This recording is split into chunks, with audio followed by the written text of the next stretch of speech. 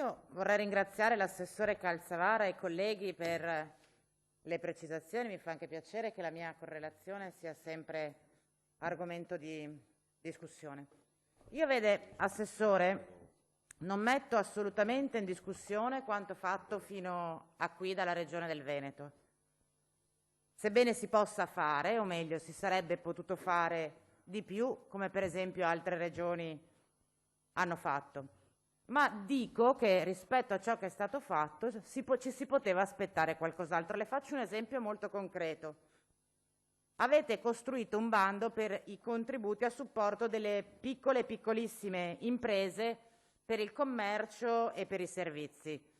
Un meccanismo che ha funzionato benissimo in coordinamento con le Camere di Commercio, un meccanismo che ha funzionato benissimo e che è andato a coprire un settore che la normativa statale aveva lasciato scoperto.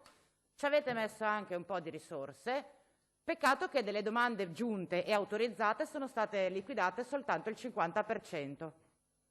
Allora, avete già lo strumento, avete già il meccanismo con cui erogare queste risorse, sapete che ha funzionato, avete individuato dove non erano arrivate mai le risorse e lo lasciate lì, con il 50% delle piccole e piccolissime imprese che avevano diritto al contributo e che non l'hanno ottenuto perché erano finite le risorse. Ho fatto un esempio, ma potrei farne a decine di settori e di interventi che avremmo potuto rifinanziare con questa manovra di assestamento e che invece abbiamo deciso di lasciare lì. E c'è il tema, lo dico anche all'assessore Calzavara, ma a tutta la Giunta, che serve un po' di coerenza tra ciò che si chiede al governo e ciò che poi finalmente si fa quando ci sono le condizioni per farlo. Perché al netto delle capacità, delle efficienze, delle correttezze degli interventi, il governo ha fatto il Cura Italia, il decreto rilancio, il decreto ristori, il decreto agosto, il decreto ristori e il decreto ristori bis, e non è che poi il governo si è messo a dire ma guarda tutto quello che abbiamo fatto quest'anno adesso basta. Perché voi, giustamente, e tanti altri, avete chiesto al governo ancora, perché se c'è bisogno si fa, e quindi via con il ristori ter e anche il ristori quater, perché finché i cittadini hanno bisogno e se ci sono i soldi per farlo si fa. Questa è la nostra posizione. Faccio un altro esempio: il trasporto pubblico locale. Potete lamentarvi finché volete che non avete avuto abbastanza soldi da Roma per le corse aggiuntive del trasporto pubblico locale.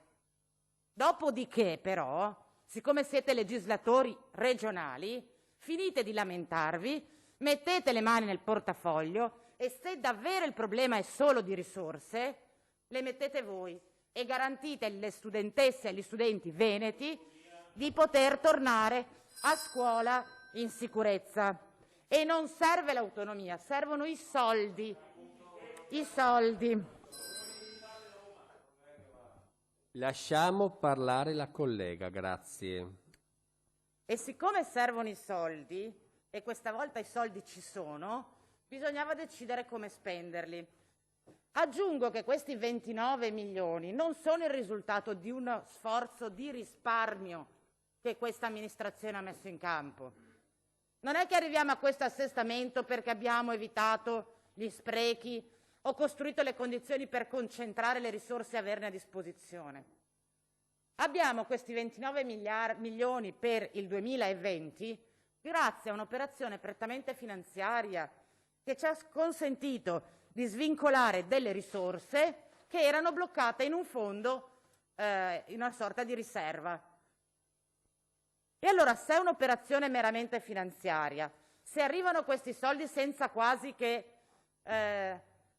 ci sia stato uno sforzo per ottenerli, mi chiedo cosa sarebbe accaduto senza la manovra che consentiva di liberare 161 milioni del fondo crediti dubbi esigibilità. Non è che ce ne sarebbero avanzati 30, ce ne sarebbero mancati 130, quindi sarebbe interessante approfondire anche questo.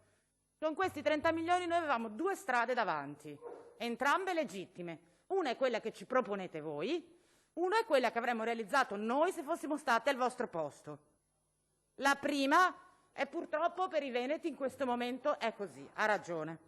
La prima è quella di costruire una manovra ordinaria, riprendendo, copiando ed incollando gli interventi che c'erano nel bilancio di assestamento del 2019, identici, milione più, milione meno. Oppure quello che chiedevamo noi, costruire un'operazione strategica di supporto per le imprese e i cittadini veneti che dentro questa pandemia, a differenza di qualcun altro, il costo e il conto lo stanno pagando e lo stanno pagando duramente. E magari fare questa operazione strategica individuando 2, 3 interventi su cui concentrare le poche risorse libere che ci sono. Trasporti, sanità, lavoro, imprese, famiglie. Ne potevate scegliere uno qualsiasi, andava bene. Invece avete scelto le Olimpiadi, avete scelto la promozione turistica e avete scelto cose importanti ma che in questo momento non sono esistenziali per i cittadini. E infine, e chiudo, c'è il tema del fattore tempo, perché me lo potete dire che aspetteremo di vedere cosa c'è nel bilancio di previsione. Ma l'iter del bilancio di previsione è appena iniziato e la disponibilità di quelle risorse non ce l'avrete prima del mese di gennaio.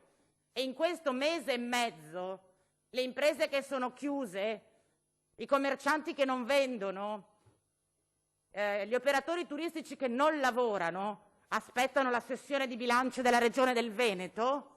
Guardate, io ve lo dico con tutta la sincerità del caso, e sarebbe bello che anche qui, come avviene in altri livelli istituzionali, le forze politiche trovassero un terreno di confronto, non tanto sul cosa fare, ma sull'argomento condiviso, e cioè il sostegno ai cittadini.